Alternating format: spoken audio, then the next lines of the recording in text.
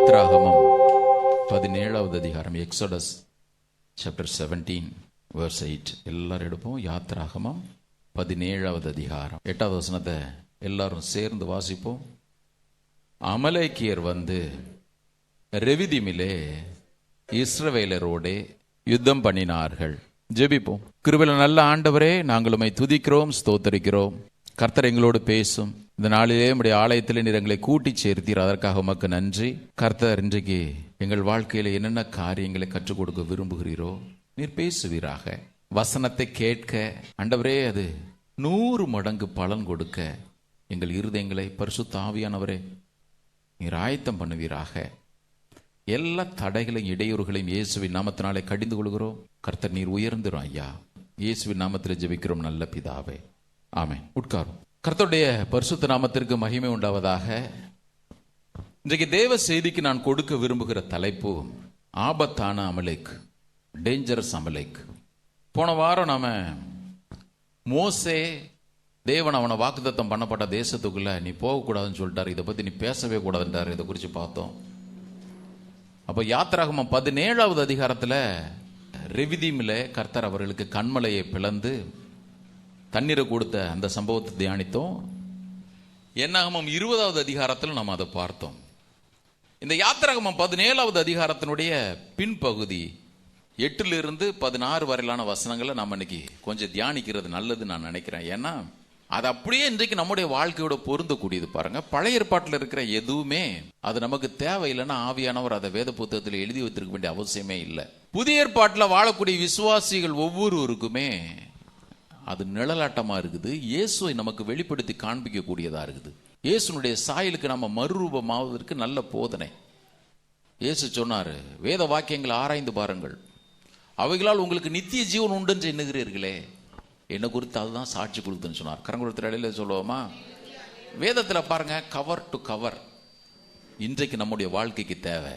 வேத புத்தகத்தில் ஒரு புள்ளியை கூட இது வேண்டான்னு சொல்லிட்டு ஒதுக்கி வைப்போம்னா கர்த்தர் நம்மளை ஒதுக்கி வச்சுருவார். பாருங்க, ஒவ்வொன்றையும் நம்ம தியானிக்கிறது அவசியம். என்ன, ஆதியாகமத்திலிருந்து பழைய ஏற்பாட்டில் மல்கியா தீர்க்கதரிசி வரைக்கும் ஒவ்வொரு அதிகாரத்தில் நம்ம இயேசுவை பார்ப்பதற்கு பரிசுத்த ஆவியானவர் நம்முடைய கண்களை திறந்துட்டாருன்னா எவ்வளோ நல்லா இருக்கும். ஒவ்வொரு பக்கத்துலையும் நம்ம இயேசுவை பார்க்கணும். பாருங்க, சங்கீதக்காரன் அதனால தான் ஜெபம் பண்ணோம், நம்முடைய வேதத்தில் உள்ள அதிசயங்களை நாம் பார்க்கணும். ஆண்டவரே, என்ன அதிசயம்! ஒவ்வொரு பக்கத்திலையும் உலக தோற்றம் முதல் நீர் உண்டு பண்ணி வைத்திருக்கிற அந்த மகா பெரிய ரட்சிப்பை நான் பார்க்கணும், அந்த மேசியாவை பார்க்கணும். என்ன நேசித்து மனுக்குலத்தை நேசித்தது பூமியில ஒரு மனுஷனா வரப்போறார, அதை நான் பார்க்கணும் ஐயா. ஒவ்வொரு பக்கத்திலையும் அந்த கல்வாரி காட்சியை பார்க்கணும். ஒவ்வொரு பக்கத்திலையும் அவருடைய உயிர்த்தெழுதலின் வல்லமை பார்க்கணும். ஒவ்வொரு பக்கத்திலையும் தேவனுடைய அன்பு இந்த பூமியில வெளிப்படுறத அதை நான் பார்க்கணும் ஐயா. இதுதான் அவனுடைய ஆசையை. அறிஞ்சு பாருங்க, நம்முடைய ஆசை இதுவாகவே மாறிடணும். இந்த 17வது அதிகாரம் யாத்ராகமத்தில் நம்ம எல்லாருக்குமே தெரியும், ரொம்ப ஒரு அற்புதமான ஒரு இடத்துல வந்து சேர்ந்தாங்க, ரெவிதீம். இந்த ரெவிதீம்ன்ற இடத்துக்கு அவங்க வரும்பொழுது பாருங்க, ஸ்டெப் பை ஸ்டெப்பா அற்புதங்களை தாண்டி வர்றாங்க. சிவந்த சமுத்திரத்தில் பெரிய போராட்டம், அங்கிருந்து வந்துட்டாங்க. அது முடிச்ச உடனே மாறான்ற ஒரு இடம், புலம்பல். கர்த்தர் அங்கேயும் அங்கிருந்து மறுபடி தொடர்ந்து கர்த்தர் ஏலிமுக்கு கொண்டு வராரு. அங்க தேவனுடைய அன்பை அவங்க ருசிக்கிறாங்க. அதன் பிறகு பார்த்தீங்கன்னா 16வது அதிகாரத்தில் மன்னா மாத்திரமல்ல காடை, கர்த்தர் அதையும் கொடுக்கிறாரு, அவர்களை திருப்தி ஆக்குகிறாரு. இப்போ ஒரு ஒரு அற்புதமான ஒரு அனுபவம் அவர்களுக்கு கிடைக்குது. நம்ம ஏற்கனவே சொன்னது போல 1 கொரிந்தியர் 10வது அதிகாரத்தில் பவுல் எழுதுறாரு, அவர்கள் ஒரே ஞான பானத்தை குடித்தார்கள், அவர்களுடைய சென்ற கண்மலையின் தண்ணீரை குடித்தார்கள். அந்த கண்மலை கிறிஸ்துவே. இப்போ கிறிஸ்துன்ற ஒரு அந்த எதற்காக கர்த்தர் அவர்களை வேறு பிரிச்சாரோ, அல்லது உலக தோற்றம் முதல் தேவன் எதை வாக்கு பண்ணினாரோ அந்த அனுபவத்தை இப்போ கண்கூட பார்க்குறாங்க. இவர்கள் இந்த அற்புதமான அனுபவத்தை பார்த்துட்டு உடனடியாக ஒரு பிரச்சனை வருது. அதுதான் இன்னைக்கு நம்ம பார்க்கணும். அமலேக்கு, அவனுக்கு கீழே இருந்த அமலேக்கியர் வர்றாங்க. பாருங்க, யார் இந்த அமலேக்கு? அவர்களுக்குள்ள நன்மையை பறிக்க நினைக்கிறவன். கவனிக்கணும், அவர்களுக்குள்ள நன்மையை பறிக்க நினைக்கிறவன், அவர்களை முன்னேறி செல்ல விடாமல் தடுக்கிறவன். சில பைபிள் ஸ்காலர்ஸ் என்ன சொல்றாங்க அப்படின்னா, கண்மலையிலிருந்து தண்ணி வந்துச்சு, அந்த தண்ணி எங்களுக்குள்ளதுறான்னு சண்டை போட்டு கூட சண்டை போட்டு பிடிக்கிறதுக்காக. ஏன்னா அந்த நாட்கள் அது நல்லா நடந்துச்சு. நம்ம எல்லாருக்குமே தெரியும் ஈசாக்கனுடைய வாழ்க்கையில் அவன் ஏசேக்குன்னு ஒரு துறவை தோண்டுனா அது பெலிஸ்தர் எங்களுக்கு ஓடுதுன்ட்டாங்க. அடுத்து சித்னான்னு ஒரு இடத்துல தோன்றான், அங்கேயும் தண்ணி வருது. அவன் நீதிமான், அவன் எங்கே துறவு தோண்டினாலும் அங்கே தண்ணி வரும். அங்கே அதை எங்களுக்கு வேணும்னு பிடிங்கிக்கிறாங்க பாருங்க. இது அந்த நாட்களில் நடந்த ஒரு சம்பவம். ஒருவேளை இந்த அமலேக்கு என்பவன் அல்லது அந்த அமலேக்கியர் இந்த தண்ணீர் நல்ல வற்றாத இதாக வருது, சூப்பராக ஒரு ஊற்று கிடச்சிருக்குது, இது எங்களுக்கு வேணும்னு சொல்லிட்டு சண்டை போட வந்திருக்கலாம்னு சொல்கிறாங்க. நம்ம அதுக்குள்ளே போக வேண்டாம். ஆனால் ஒரு காரியத்தை கவனிக்கணும். இந்த யாத்திராகமம் 17வது அதிகாரம் கவனிக்கணும். ஒவ்வொரு புத்தகத்தை நீங்கள் வாசிக்கும் பொழுது சும்மா அப்படி ஸ்கிப் பண்ணிட்டு போயிடக்கூடாது, அப்படி மேலோட்டமாக வாசிச்சிடக்கூடாது. ஒவ்வொரு வார்த்தையுமே கவனிக்கணும் பாருங்க. இந்த யாத்திராகமம் 17வது அதிகாரத்தில் 1 to 7 வரையான வசனங்கள் அவர்களுக்கு உள்ளேயே வந்த பிரச்சனை. 8 to 16 வரையிலான வசனங்கள் வெளியிலிருந்து பிரச்சனை வருது. எப்படி பார்த்தாலும் பிரச்சனை தான். உள்ளிருந்து வந்தா என்ன, உள்ளிருந்து வந்த பிரச்சனைகள் இப்போ தீர்க்கப்பட்டுச்சு. இப்போ புதுசாக ஒரு பிரச்சனை வருது. பிரச்சனை 17வது அதிகாரம் 8வது வசனத்தில் அமலேக்கியர் வந்துன்னு போட்டிருக்கு. ஆங்கில தாகமத்தில் தென் கேம் அமலேக், அதன் பிறகு அமலேக்கு வந்தான்னு போட்டிருக்கு. இங்கிலீஷில் ரொம்ப நல்லா இருக்கு பாருங்க. எதன் பிறகு வந்தான்? ஒரு அற்புதமான ஒரு அனுபவத்தை அனுபவிக்கும் பொழுது, நல்ல இளைப்பாறும் பொழுது. ரெவிதீம் அப்படின்னாலே ரெஸ்டிங் பிளேசஸ்ன்னு அர்த்தம், இளைப்பாறுகிற இடங்கள். நல்லா கவனிக்கணும். நம்ம நல்ல இளைப்பாறுற இடம், அப்பா கம்ஃபர்டபுளாக இருக்குது, தாகம் தீர்ந்து இருக்குது, கொஞ்ச நாள் அப்படி நிம்மதியாக இருக்கலாம்னு நினைக்கும் பொழுது பாருங்க, திடீர்னு ஒன்று உள்ள பூந்துரும். யார் இந்த அமலேக்? அதை கவனிக்கணும். எகிப்து உலகத்துக்கு அடையாளமா இருக்குது, பார்வோன் பிசாசுக்கு அடையாளமா இருக்கிறான். கர்த்தர் 2ல இருந்து இப்ப விடுவிச்சிட்டாரு. ரொம்ப கவனிக்கணும். ஒவ்வொரு வார்த்தையும் வேதத்தில் எவ்வளவு முக்கியம் பாருங்க. எவ்வளவு ஆழமான பொருட்களை கர்த்தர் உள்ள வச்சிருக்கிறாரு. உலகத்துல இருந்தும் தப்பு வச்சுட்டாரு, பிசாசு இடத்துல இருந்து கர்த்தர் தப்பு வச்சுட்டாரு. ஆனா இப்போ புதுசா வர்ற பிரச்சனை மாம்சன்ற ஒரு பிரச்சனை. கிறிஸ்தவங்களுக்கு பாருங்க, கர்த்தருடைய பிள்ளைங்களுக்கு 3 எதிரி. வேதம் சொல்கிறது உலகம், மாமிசம், பிசாசு. உலக மாமிசம், பிசாசு. இந்த உலக மாமிசம், பிசாசு எவ்வளவு ஒன்றுக்கு ஒன்று குறைஞ்சதே இல்லை பாருங்க. கண்டிப்பா கவுத்துரும். ஏன் இந்த அமலேக்கு குறித்து நம்ம கவனிக்க வேண்டியிருக்கு அப்படின்னா, ஒரு மிகப்பெரிய ஒரு ராணுவ அதிகாரி சொன்னார், உன்னுடைய எதிரியை குறித்த நல்ல அறிவு தான் உன்னுடைய வெற்றி எப்படிப்பட்டதுன்னு தீர்மானிக்கிறது. இந்த அமலேக்கு யார் நம்ம பார்த்துட்டோன்னா, கிறிஸ்தவ வாழ்க்கையில் இன்னும் கொஞ்சம் கேர்ஃபுல்லாக உஷாராக வாழ முடியும். நிறைய பேருக்கு நான் ரட்சிக்கப்பட்டேன் பிரதர், பேர் கிறிஸ்தவ பேர் இருக்குது, நான் ஆலயத்திற்கு போகிறேன், மற்ற எந்த காரியத்தை குறித்து கவலைப்படாம நான் ரட்சிக்கப்பட்டேன்னு ஒரு பேரை வச்சுக்கிறது, மேல ஒரு ஸ்டாம்பை ஓட்டிக்கிட்டு, அல்லது நான் கிறிஸ்தவன்ற ஒரு ஸ்டாம்பை ஓட்டிக்கிட்டு இஷ்டம் போல வாழ்வதற்கு அல்ல. நம்முடைய ஓட்டத்தை தடை செய்கிற சாதாரண காரியங்கள். நான் போன வாரம் சொன்னேன்ல, பெருசா நீங்களும் நானும் பாவம்னு நினைக்காத ஒன்ன வச்சு மோசைய வாக்குத்தத்தம் பண்ணப்பட்ட தேசத்திற்குள் போகாம சில காரியம் தடுத்துச்சு பாருங்க. ஆண்டவர் சொல்லிட்டார், பேசவே அதை பேசாத, போயிரு. அவ்வளவு பெரிய தேவ மனுஷன். இந்த அமலேக்கு கூட அதே மாதிரி தான். யோசிச்சு பாருங்க, ஆசீர்வாதங்களுக்கு மேல ஆசீர்வாதங்கள் வருது, திடீர்னு ஒருத்தன் வர்றான் உள்ள. இந்த அமலேக்கு யாரு அப்படின்னு கேட்டீங்கன்னா, நீங்க ஆதியாகமம் 36 ஏற்கனவே இந்த வசனங்கள் நம்ம கவனிச்சிருக்கிறோம். அங்க இருக்கும் பொழுது நான் யெகோவா நிசின்ற பேர்ல ஒரு தெய்வ செய்தி கொடுத்த எத்தனை பேருக்கு ஞாபகம் இருக்குன்னு தெரியல. இன்னைக்கு அதை அந்த கோணத்தில் நம்ம பார்க்கறது இல்லை. அன்றைக்கு யெகோவா நிசியை பார்த்தோம், இன்றைக்கு கொஞ்சம் அமலேக்கு பார்க்கின்றது நல்லது. இந்த அமலேக்கு யாரு? ஆதியாகமம் 36வது அதிகாரம் 12வது வசனத்துல இவன் ஏசாவனுடைய பேரன். இவன் ஏசாவனுடைய பேரன். ஆமோஸ் தீர்க்கதரிசன புஸ்தகம் 1:11 ஏதோமியர் அப்படின்னு ஒரு கூட்டத்தை போட்டிருக்கு. அந்த ஏதோமியருக்கு விரோதமான நியாயம் தீர்ப்பன் கர்த்தர் சொல்றார். இப்ப வசனங்களுக்குள்ள போக நமக்கு நேரம் இல்லை, நீங்க எழுதிக்கங்க, வீட்டில் போய் தியானிங்க. ஏதோமியர்னு ஒரு குரூப்பை அங்க ஆண்டவர் சொல்றாரு. அவங்களும் இதே பட்டியலை சேர்ந்தவங்க தான் பாருங்க, மோசமானவங்க. இந்த ஏசா நம்ம எல்லாருக்குமே தெரியும், ஏசாவனுடைய வம்சம் தான் இந்த அமலேக், ஏசாவனுடைய பேரன். இந்த ஏசா அவனுடைய தன்மைகள் அப்படியே இந்த அமலேக்கு இருந்துச்சு. இந்த அமலேக்கு நம்முடைய லைஃபை தாக்கும் பொழுது எந்தெந்த ரூபங்களை தாக்குவான்றதை நம்ம கொஞ்சம் கவனமா இருக்கிறதுனால ரொம்ப காமனா இருக்கும். அவன் அமலேக்குன்ற உருவம் தெரியாமலே ஒவ்வொரு நாளும் தாக்கிக்கிட்டே இருப்பான் பாருங்க. சரி, இந்த ஏசாவை குறித்து வேதம் என்ன சொல்லுது? ஏசாவனுடைய பேரன் அமலேக்குன்னு பார்த்துட்டோம். இந்த ஏசா எப்படிப்பட்டவன்? அவனை குறித்து வேதம் சொல்லும் பொழுது அவன் முற்றிலும் மாம்சத்துக்குரியவன். ஒரு வாக்குத்தத்தம் பண்ணப்பட்ட சந்ததியில பிறந்தாலும் அவன் முற்றிலும் மாம்சத்துக்குரியவன். எபிரேயர் 12வது அதிகாரம் 15 நம்ம வாசிக்கிறோம், ஒருவனும் தேவனுடைய கிருபையை இழந்து போகாதபடிக்கும். Hebrew chapter 12 verses 15, 16, 17. ஒருவனும் தேவனுடைய கிருபையை இழந்து போகாதபடிக்கும் யாதொரு கசப்பான வேர் முளைத்தெலும்பி கலக்கம் உண்டாக்குகிறதுனால் அநேகர் தீட்டுப்படாதபடிக்கும் ஒருவனும் வேசிக்கல்லனாகவும் ஒருவேளை போஜனத்துக்காக தன்னுடைய சேஷ்ட புத்திர பாகத்தை விற்று போட்ட ஏசாவை போல சீர்கெட்டவனாகவும் இராதபடிக்கும் எச்சரிக்கையாய் இருங்கள். ஏனென்றால் பிற்பாடு அவன் ஆசீர்வாதத்தை சுதந்திரித்துக் கொள்ள விரும்பியும் ஆகாதவன் என்று தள்ளப்பட்டதை அறிவீர்கள். அவன் கண்ணீர் விட்டு கவலையோடு தேடியும் மனம் மாறுதலை காணாமற் போனான். ஏசாவை குறித்து ஒரு தெளிவான ஒரு பிக்சரை காட்ட முடியும்னா புதிய ஏற்பாட்டில் கவனிக்கணும், பழைய ஏற்பாட்டில் அல்ல. விசுவாசிகளுடைய வாழ்க்கையோடு ஒப்பிட்டு பேசும் பொழுது, கம்பேர் பண்ணி பேசும் பொழுது பவுல் சொல்றாரு, நீ ஏசாவை போல இருந்துராத. ஏன்? அவன் வாக்குத்தத்தம் பண்ணப்பட்ட சந்ததியில வந்தவனா இருந்தும் கூட அவன் 100% மாம்சத்துக்குரியவனாக இருந்தான். எப்படி? எப்பொழுதெல்லாம் அவனுக்கு முன்னால வாய்ப்புகள் வைக்கப்படுறதோ, உனக்கு ஆவிக்குரிய காரியம் வேணுமா, உனக்கு மாம்சத்துக்குரிய காரியம் வேணுமா, அவன் சொல்லுவான். நம்ம எல்லாருக்கும் தெரியும்ல, ஒரு நாள் வேட்டையாடிட்டு வர்றான். சில பேர் என்னங்க புரியவே இல்லைன்னு பாக்குறீங்களா? உங்களுக்காக மேலோட்டமா சொல்லிடுறேன். ஈசாக்கு முன்னாடி 2 பிள்ளைங்க, ஏசா யாக்கோபு.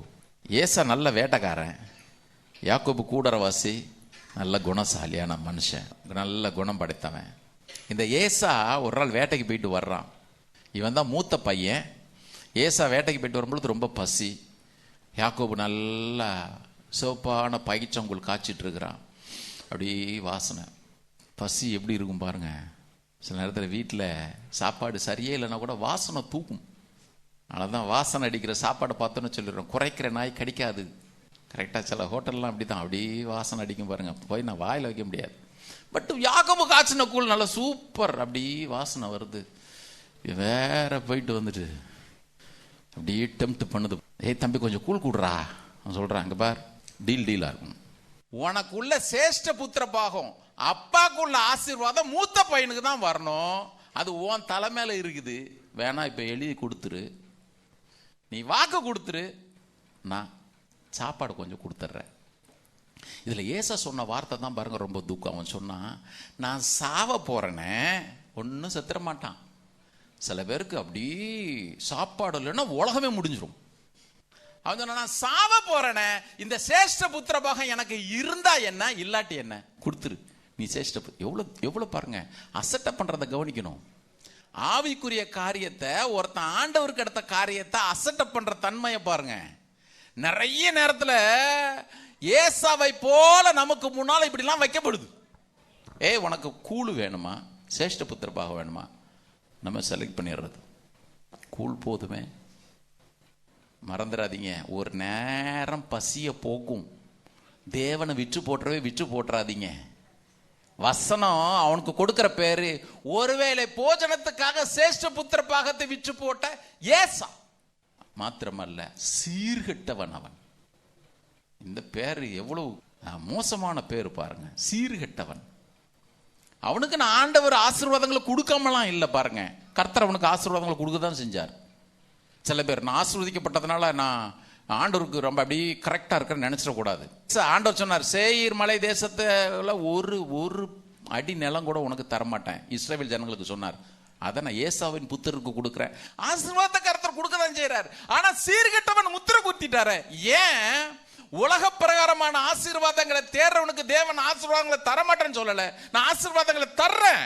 ஆனா ஏன் பார்வையில நீ ஆவிக்குரிய காரியத்தை விற்று போட்ட சீர்கெட்டவனா இருப்ப. இதுதான் நம்ம விரும்பவே கூடாது பாருங்க. அதனாலதான் பவுல் எழுதும் பொழுது எழுதுறார், நீங்கள் கிறிஸ்துவுடனே கூட எழுந்தது உண்டானால் கிறிஸ்து தேவனுடைய வலது வருஷத்தில் வீற்று இருக்கிற மேலானவைகளை தேடுங்கள்.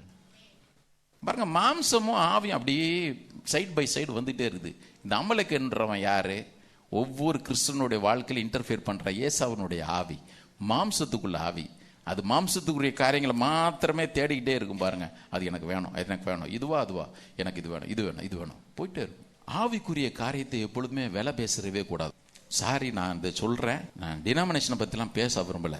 எனக்கு வேலையே இல்லாத நாட்கள் அது. உண்மையாகவே வேலை தேடிட்டு இருந்தேன்.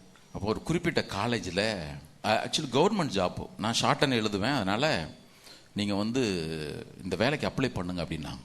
அப்போ சொன்னாங்க, ஃபாதர் ரெக்கமெண்டேஷன் லெட்டர் வாங்கி கொடுத்துட்டேன்னா அது ஓகே.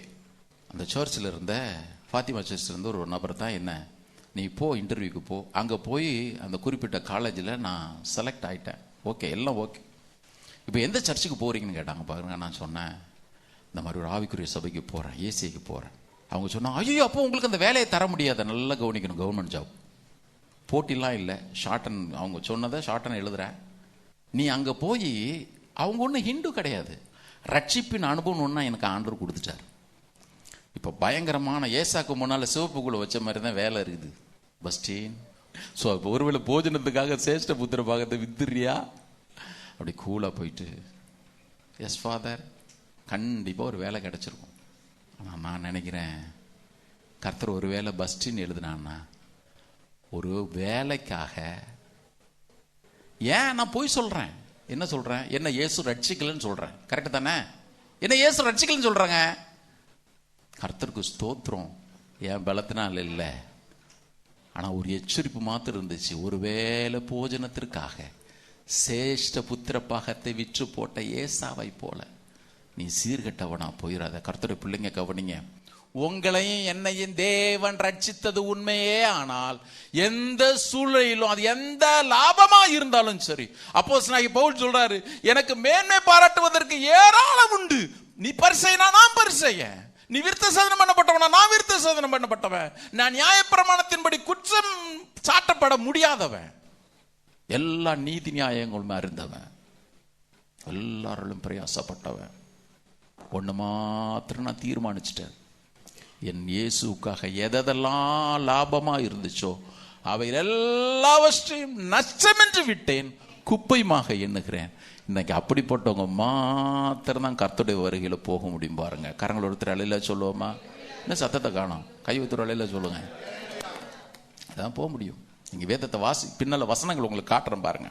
இப்போ இந்த சொன்ன 17வது அதிகாரம் 8-16 வரையிலும், சாரி அதுக்கு முந்தின வசனங்களை பார்த்தீங்கன்னா, ரெஸ்டிங் பிளேசஸ், ரெவிதம்ன்ற இடத்துல என்ன, மாசா மேரி பாபுன்னு அனுபவம், அப்படி கிறிஸ்துவ நல்லா ருசிக்கிறாங்க.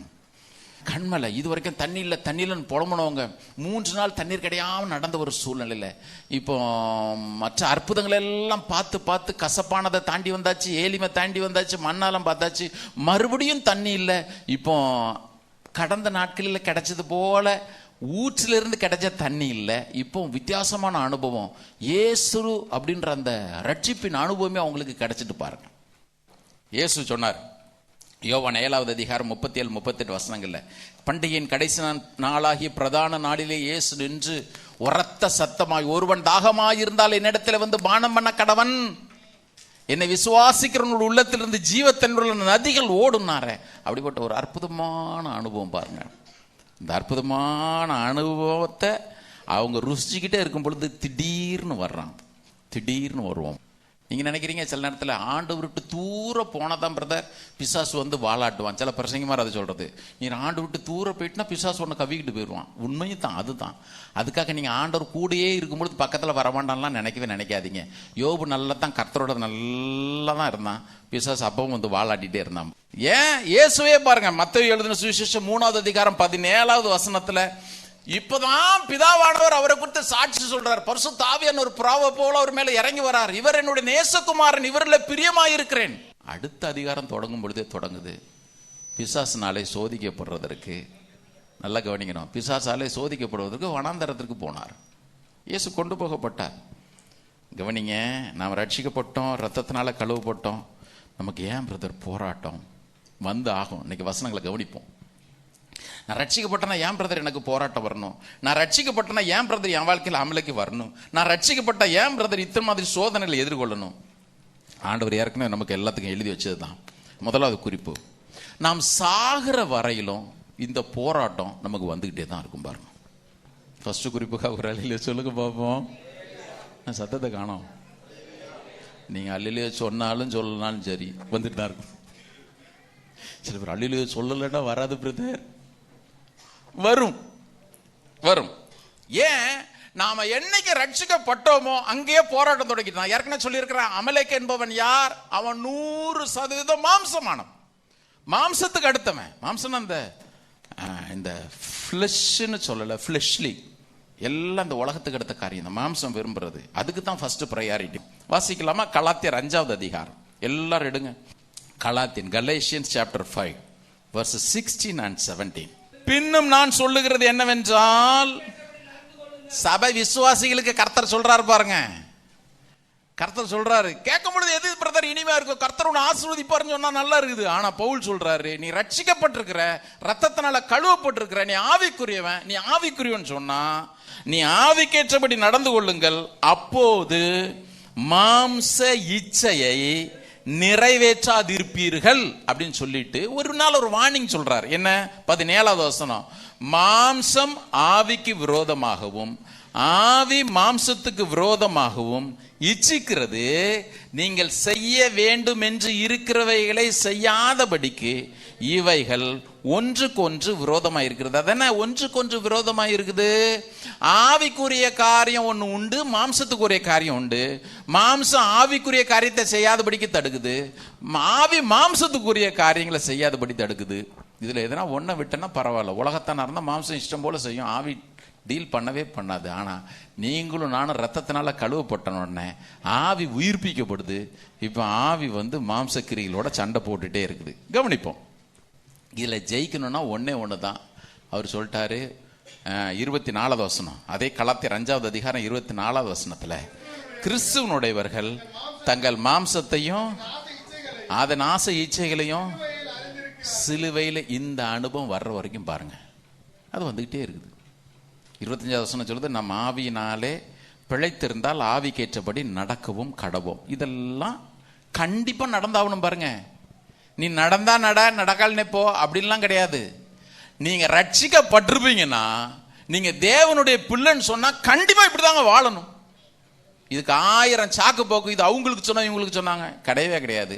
பரிசுத்த ஆவியானவர் உங்களுக்கு எனக்கும் சொல்றாரு பாருங்க. புதிய ஏற்பாட்டு விசுவாசிகளுக்கு சொல்றாரு, நாம் ஆவியின்படி நடந்துதான் தீரணும். இந்த கலாத்தியர் நிருபத்தை தொடங்கும் பொழுதே பவுல் எப்படி எழுதுறாரு பாருங்க. இன்னைக்கு கலாத்தியர் நிருபத்தில் நிறைய வசனங்கள் நம்ம பார்க்கணும். கலாத்தியர் நிருபத்தை தொடங்கும் பொழுதே பவுல் எப்படி எழுதுறாரு அப்படின்னு கேட்டீங்கன்னா, அவர் சொல்றாரு பாருங்க, இயேசுக்கு கொடுக்கிற இன்ட்ரோடக்ஷனு 1வது வசனம், இயேசு கிறிஸ்துவினாலும் அவரை மரித்தோரிலிருந்து எழுப்பின பிதாவாகிய தேவனாலும். கரங்குடத்துல சொல்லுங்க, மரித்தோரிலிருந்து, அந்த மாம்சக்கிரியிலிருந்து எழும்புற அனுபவம். அது மாத்திரமல்ல, 4வது வசனத்தில் சொல்றாரு, நம்ம எதற்காக அவர் ரட்சித்தார்ன்றதை சொல்றாரு.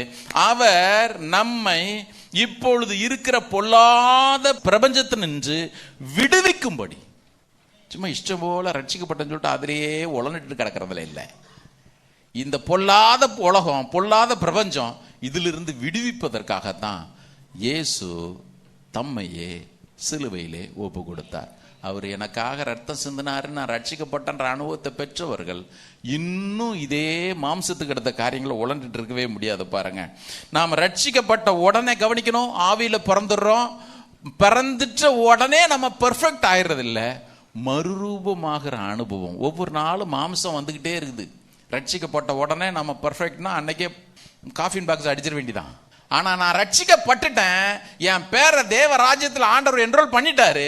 இப்ப ஒவ்வொரு மாம்சமான கிரியைகளையும் பவுல் சொன்னது போல, கிறிஸ்தவர்கள் மாம்சத்தையும் அதனுடைய ஆசை இச்சைகளையும் சிலுவையில் அறைந்திருக்கிறான்னு சொல்றது போல, ஒவ்வொரு நாளும் சிலுவையில் அறைகிறேன், ஒவ்வொரு நாளும் மாம்ச இச்சை தலை தூக்குது, ஒவ்வொரு நாளும் சிலுவையில் அறைகிறேன், மறுபடியும் தலை தூக்குது, நான் சிலுவையில் அறைகிறேன், அரைஞ்சு மறுரூபமாய் போயிட்டே இருக்கிறோம் பாருங்க. அதனால தான் பவுல் எழுதும் பொழுது எழுதுறாரு, நீ மறுரூபமாகிற அனுபவம் என்ன?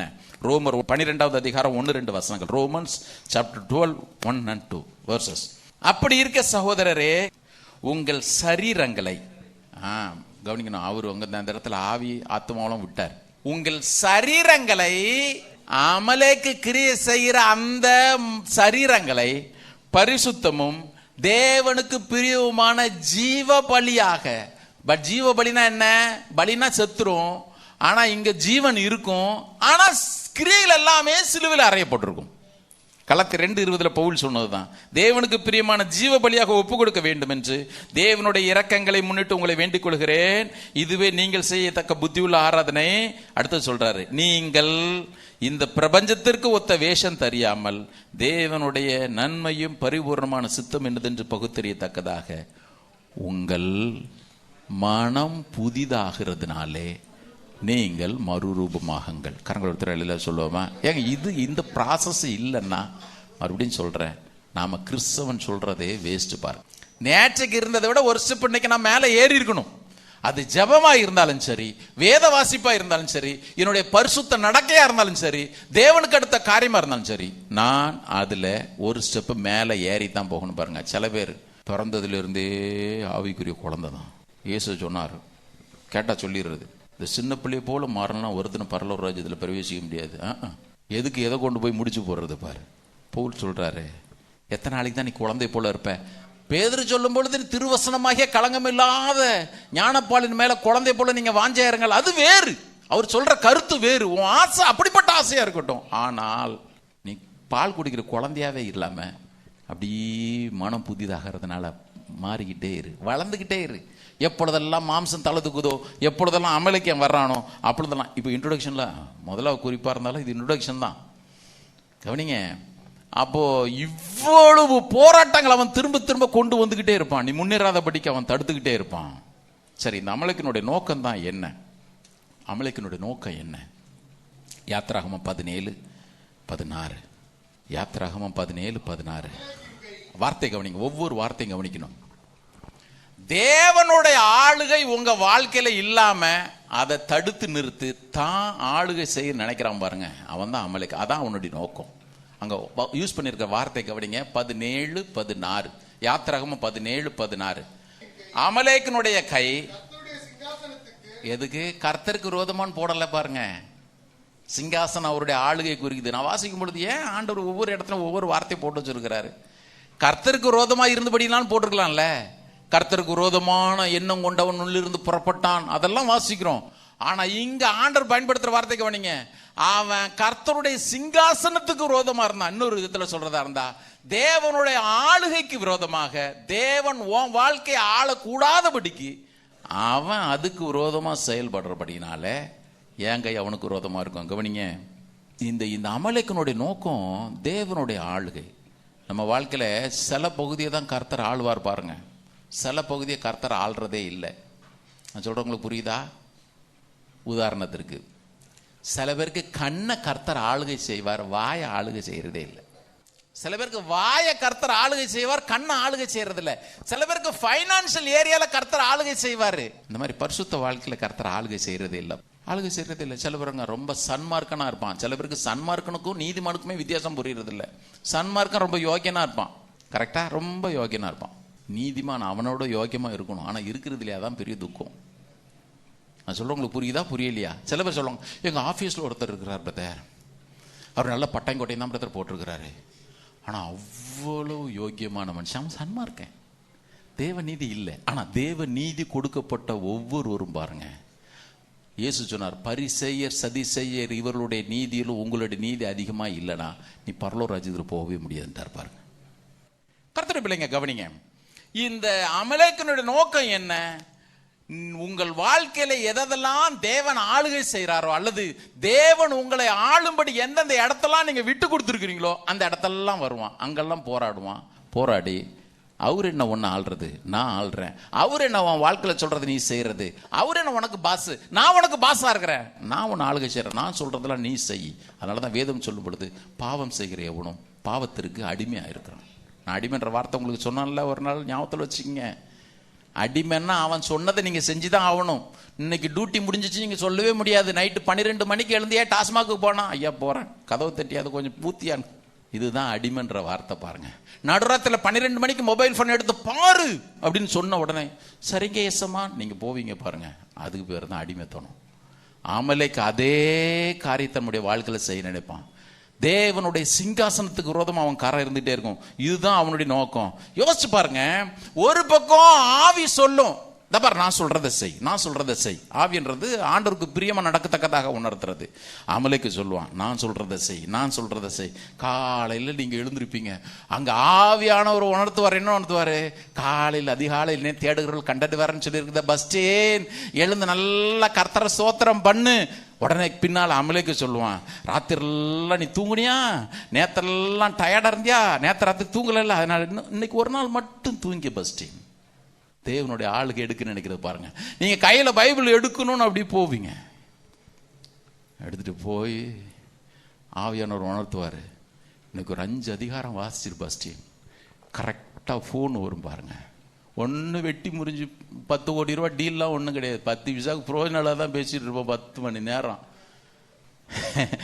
அப்படி ஓரம் வச்சுட்டு சொல்லு, நான் அன்னைக்கு சொன்னேன்ல கர்த்தர் கொடுக்குற ஒவ்வொரு நேரத்தும் குறித்து கணக்கு கேட்பாருன்னு. அட்லீஸ்ட் மாசத்துல ஒரு நாளாவது உங்களை ஆராய்ஞ்சு பார்க்குற அனுபவம் வாங்கிட்டோம். காலையில் எழுந்து எத்தனை பேர் எத்தனை மணி நேரம் பேசியிருக்கிறீங்க, என்ன டியூரேஷன் கணக்கு பண்ணி பாருங்க, அப்போ தெரியும். அவன் பாருங்க, காலையில் எழுந்து ஜெபம் பண்ணணும், அல்லது சும்மா இருக்கிற நேரத்தில் ஜெபம் பண்ணலாம். அப்போதான் நேற்று விட்ட சீரியல் அவன் இருக்கானா செத்தானான்னு தெரியலையே. அமலைக்கு வந்து சொல்லுவான், இன்னைக்கு ஒரு நாள் ஜெபத்தை விட்ட நான் என்ன கெட்டு போச்சு வரும். ஆனால் முதலே சொன்னோம், ஆவி போராடுது, மாம்சமும் போராடுது. நமக்கு பாருங்க, ரட்சிக்கப்படுறவங்களுக்குலாம் நல்லா தான் இருந்திருப்போம்.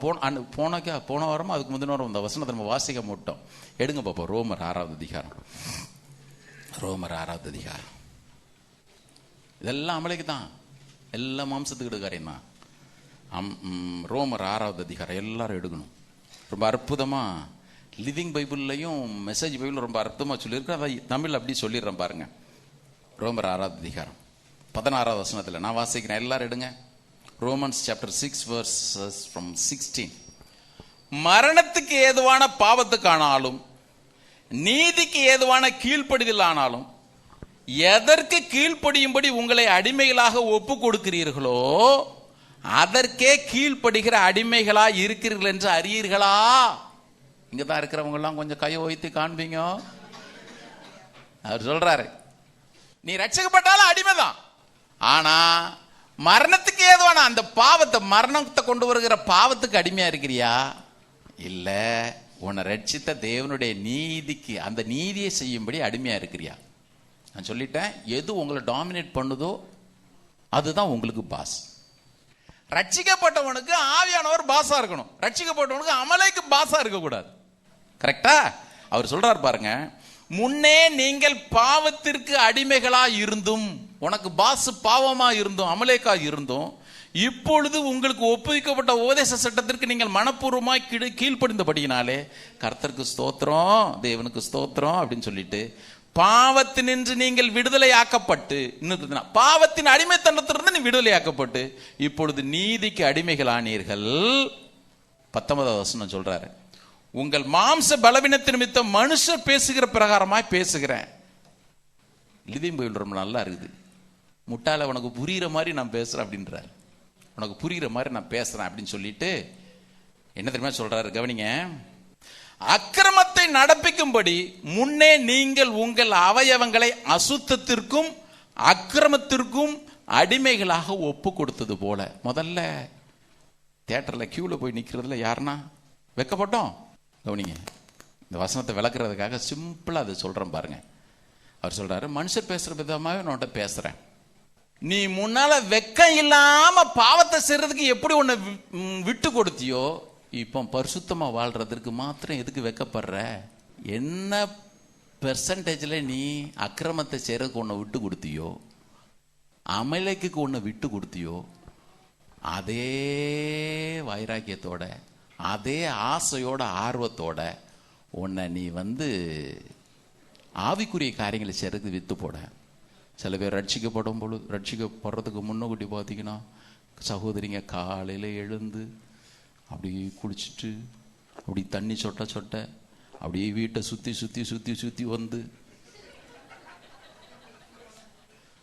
இப்போ ரட்சிக்கப்பட்ட உடனே 6 மணிக்கு அம்மா காஃபி. என் வீட்டில் சொல்ல, என் வீட்டில் வர உடனே இங்கே நினைக்கிற போறீங்க இல்லை, பொதுவாக 6 மணிக்கு எழுந்துதான் அதிகாலை நேரம் அப்பாவும் போதும் ஆண்டவர் சொல்றாரு, அப்போ ஒழுங்கு தானே இருந்த.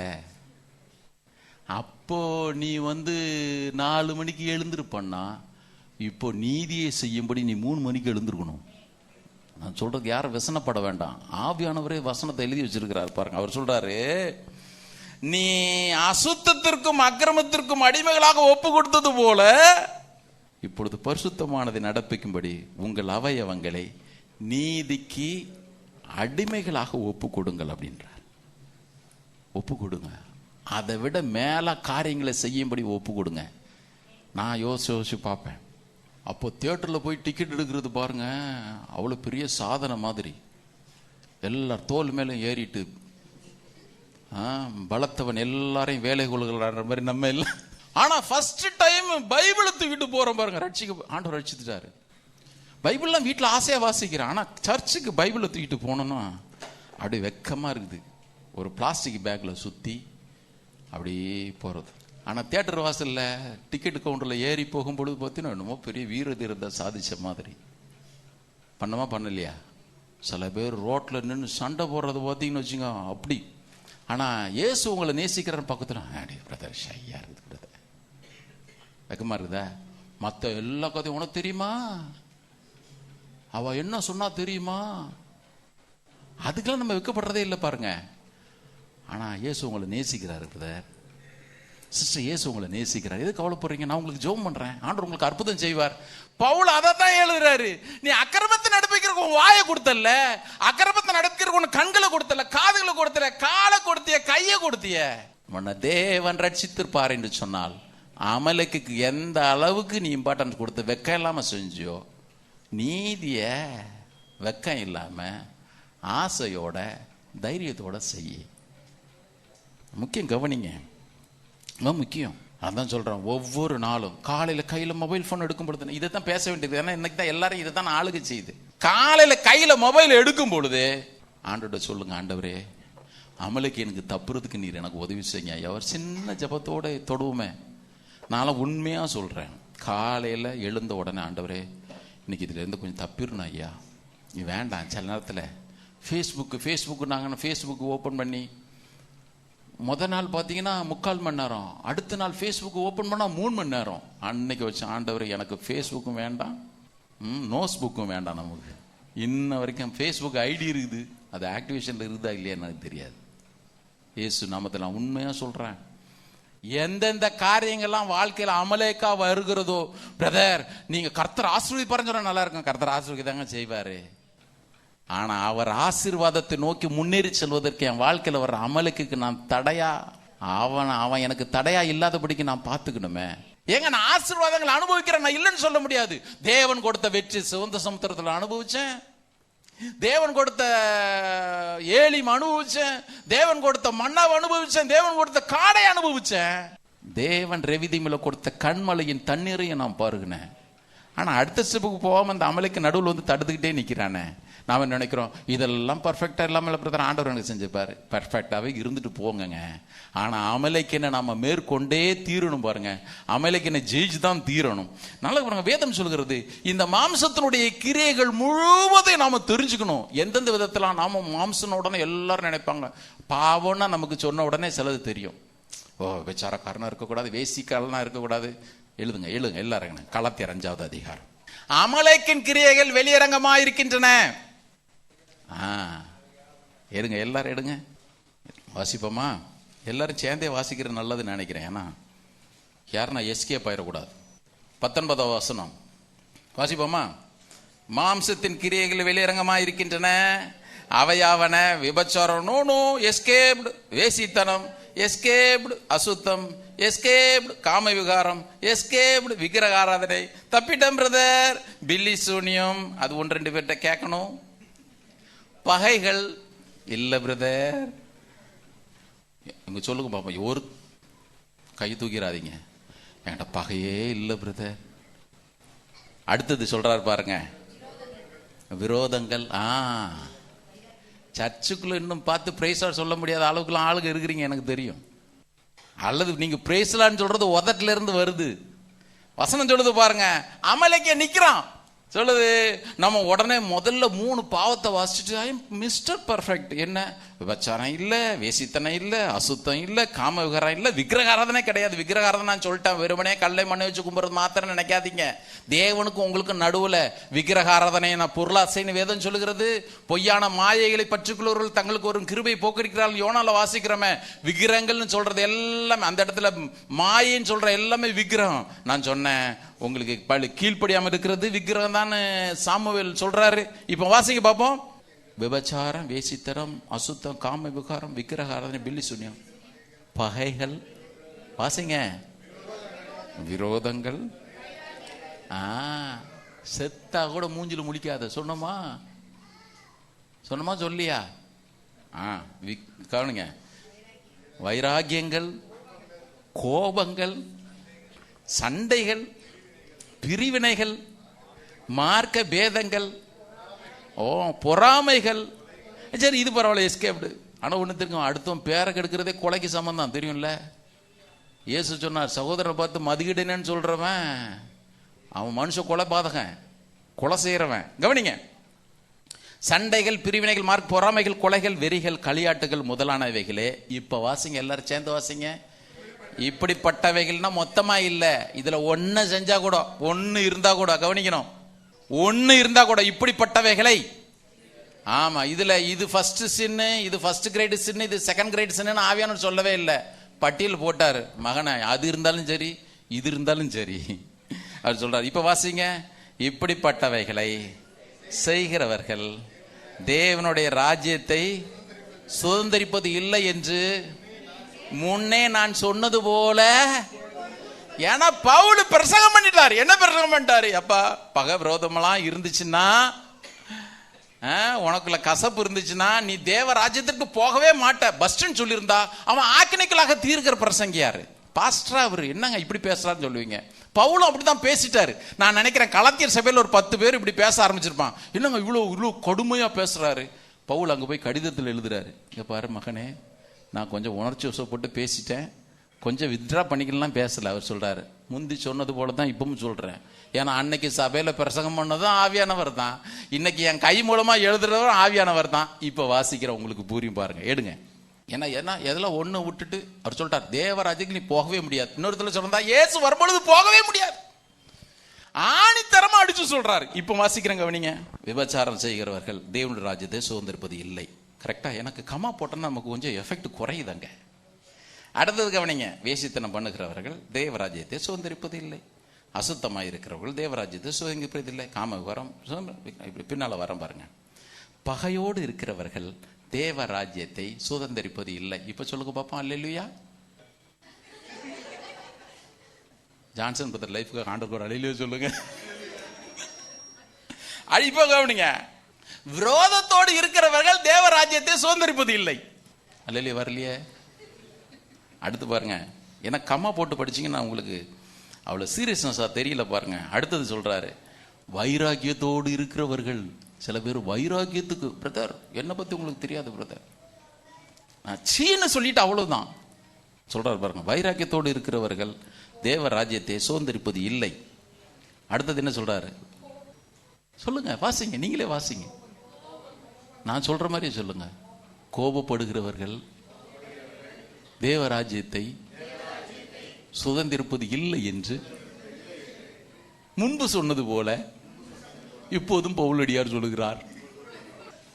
பிரசங்கெல்லாம் எவ்வளவு இனிமையா இருக்குது கேட்கறதுக்கு. பிரதர், கர்த்தர் உங்களை வாழாக்காமல் தலையாக்குவார் பிரதர்.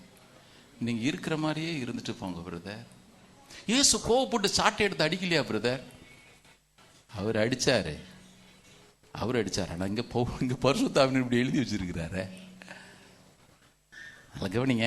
கோபப்படுறவன் தேவராஜ்யத்தை சுதந்திரிப்பது இல்லை. அடுத்தது கவனிங்க, வாசிங்க, எல்லாம் கையில் பைபிள் எடுங்க. 20வது வசனம். சண்டையிடுகிறவர்கள் தேவராஜ்யத்தை சுதந்திரிப்பது இல்லை. பிரிவினைகள், மார்க்க பகைகள். 21 பொறாமைகள். சில பேருக்கு பாருங்க, பொறாம பொறாம மாதிரி வெளிப்படாது, வேற ஒரு வார்த்தையில வெளிப்படும். பக்கத்துல என்ன சொல்லிடுற ஆவேன, இந்த பாரு நீ தேவராஜ்யத்துக்கு நாம தான், ஓ நம் ஏசு ராஜாவே இதோ வேகம் வாராரே, நான் வர்றேன் உனக்கு நீ அங்கேயே கடன்றுவார் அவரு. வசனம் சொல்லுது. இப்ப அப்படி பின்னால வாங்க. ஆவியின் கனியோ இவைகளெல்லாம் மாம்சத்திற்குரியவர்கள். இந்த மாம்சத்துக்குரிய அமலைக்கேன் இதுல ஒண்ணு இருந்தா கூட நீ பரலோகத்துக்கே போக முடியாதுப்பா, போப்பா அப்படின்னு சொல்லிட்டு அடுத்தது சொல்றாரு பாருங்க. ஆவியின் கனியோ அன்பு. அன்புக்கு ஆப்போசிட் வெறுப்பு. கரெக்டா? நீங்க உங்களுக்கு எனக்கு ஆவியின் வரங்கள் இல்லைன்னா கூட பரலோகம் போய் சேர்ந்துடலாம். ஆவியின் கனி இல்லாத எவரா இருந்தாலும் கர்த்தருடைய வருகையில போவோம்னு நினைப்போம்னா அது நாமளை ஏமாத்திக்கிறது. பாருங்க, ஏமாத்திக்கிறது. வசனம் சொல்லுது அன்புக்கு அகைன்ஸ்ட் வெறுப்பு. வெறுப்பு இருக்குதா பார்ப்போம். அடுத்தது சந்தோஷத்துக்கு ஆப்போசிட் துக்கம். சில பேர் எப்ப பாரு துக்க முகமா, என்னைக்கோ ஒரு நாள் இருக்கலாம், எப்பவுமே துக்கமா இருக்க கூடாது. அடுத்து சொல்றாரு சமாதானத்துக்கு பகை, நீடிய பொறுமைக்கு முற்கோபம், தயவுக்கு இரக்கமே இல்லாத கொடூரத்தன்மை, நற்குணத்துக்கு கபடு, விசுவாசத்துக்கு கவலை பயம், சாந்தத்துக்கு முரட்டாட்டம், இச்சை எடுக்கிறதுக்கு இஷ்டம் போல திரிகிறது. ஆப்போசிட். இதுல எது இருந்தாலும் பவுல் சொல்றாரு நீ தேவராஜ்யத்தை சுதந்திரிப்பதே இல்லை. பாருங்க, அவரால் சிரிக்கணும்னு நான் சொல்லலை. நேற்று ராத்திரி உட்காந்து வாசிக்கும் பொழுதுலாம் யோசிச்சேன், ஆண்டவரே பவுல் அதனால தான் எழுதினாரோ எப்படியோ மருத்துவரில் இருந்து உயிரோடு எழுத்திருப்பதுக்கு தகுதியாகும்படிக்கு இந்த வார்த்தை அதுக்கு தான் பயன்படுத்தினாரோ பவுல். நாங்கள் கிறிஸ்தவ வாழ்க்கை இவ்வளோ சாதாரணமாக நினைக்கிறோமே, சபைக்கு போயிட்டு வர்றதுனால பரலோகம் போயிடும் நினைக்கிறோமே, இயேசுன்னு சும்மா ஏதோ கிறிஸ்தவனா இருக்கிறதுனால நான் ஆண்டவருக்கு பிரியமா இருக்குன்னு நினைக்கிறோமே. கலாத்தியருக்கு எழுதும் பொழுது திட்டமும் தெளிவுமாக பவுல் எழுதுறாரு. ஒவ்வொன்றும் அமலேக்கியம் உன் ரட்சிப்பு அவன் தடுக்காம இருக்கலாம், ஆனால் உனக்குள்ள வாக்குத்தத்தம் பண்ணப்பட்ட தேசத்தை அவன் தடுப்பான். ரட்சிக்கப்படுறதுக்கு பாருங்க, நான் ரட்சிக்கப்படுறதற்கு பொறாமையோ காம விகாரமோ வேசித்தனமோ பகையோ விரோதமா தடையா இல்லவே இல்லைங்க. நான் பகையோடு இருந்தாலும் தேவன் என்னை ரட்சிக்கிறார். நான் வேசித்தனம் பாவியா இருக்கும் பொழுது தானே ரட்சிப்பே கொடுக்க முடியும். கரெக்ட் தானே?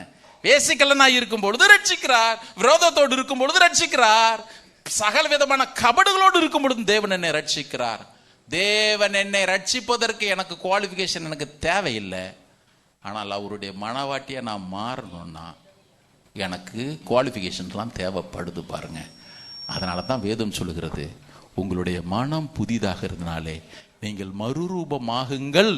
உங்க வாழ்க்கையில வரக்கூடிய அமலைக்கும் ஒவ்வொருத்தனையுமே நீங்க எதிர்த்து நிற்கணும். நீங்க நினைக்கிறீங்க உங்களுக்கு எனக்கு மாத்திரம் இந்த சோதனை வரல, ஆதாமுக்கு வரதானே செஞ்சது. நான் சில காரியங்கள் சொன்னா உங்களுக்கு ரொம்ப வினோதமா இருக்கும் பாருங்க.